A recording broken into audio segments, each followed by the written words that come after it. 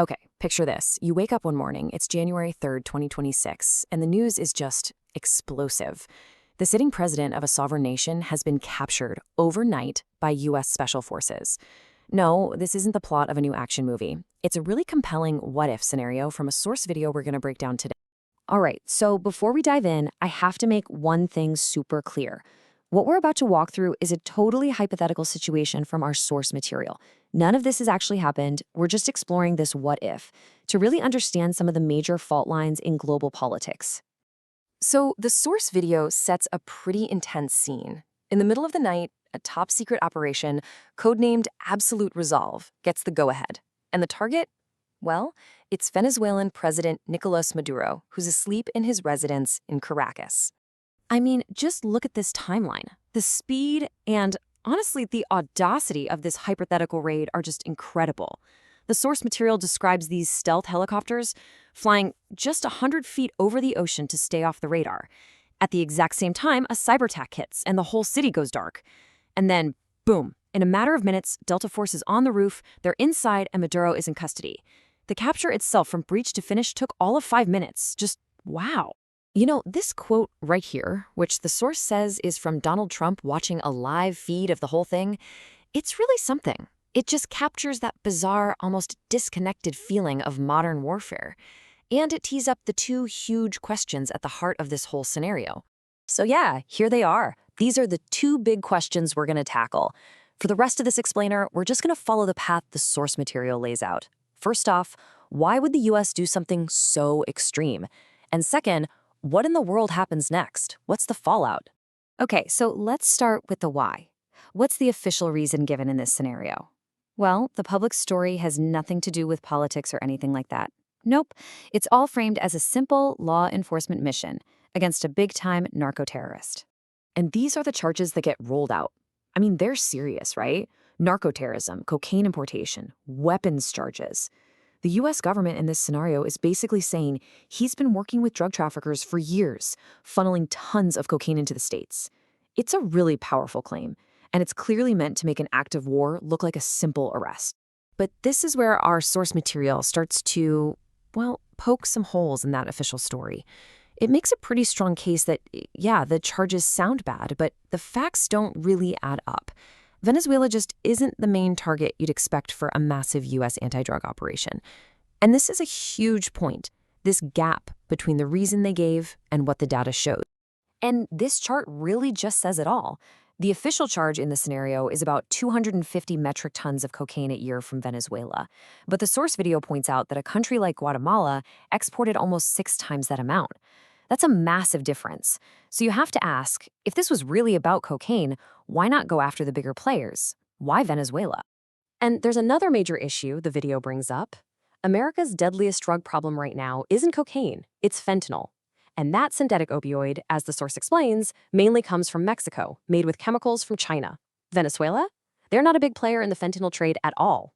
So this huge disconnect is what leads the source to suggest a totally different reason for the raid, a motive hidden behind all the talk of a drug war. And what is that hidden motive? It's a simple 3-letter word: oil. The main argument here is that the whole drug bust story is just a cover for something much older, much bigger, and way more valuable. We're talking about natural resources. Just let that number sink in for a second. 303 billion. That's how many barrels of proven crude oil reserves are just sitting there, under the ground in Venezuela. It's an absolutely mind-boggling number that changes the whole game.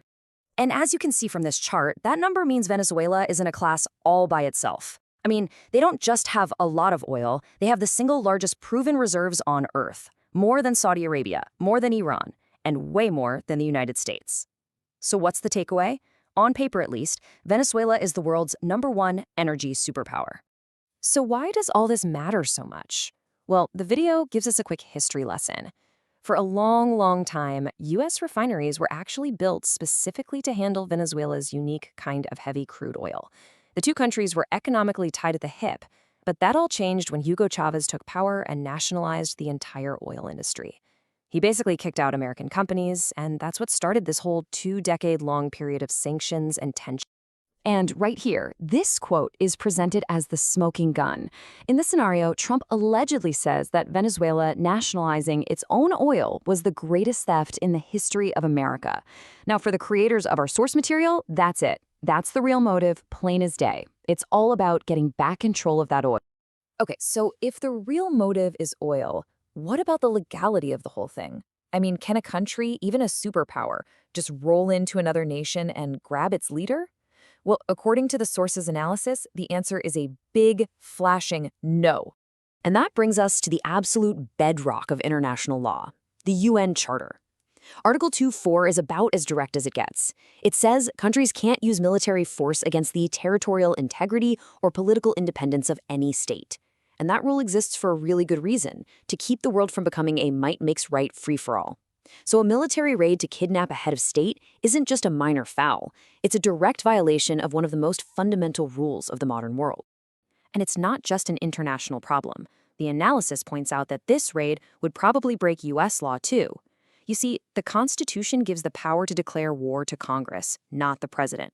So by acting all on his own, the president in this scenario is completely bypassing the checks and balances that are supposed to prevent any one person from having that kind of power.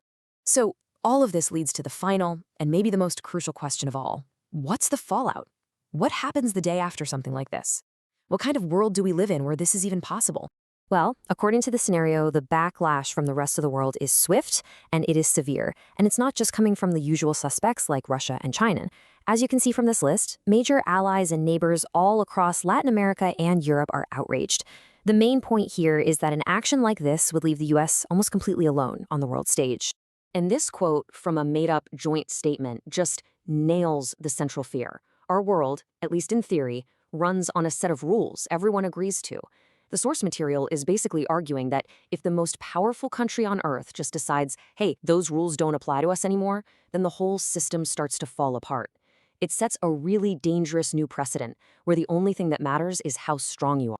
And so this is where the source video leaves us, with this final, pretty chilling question.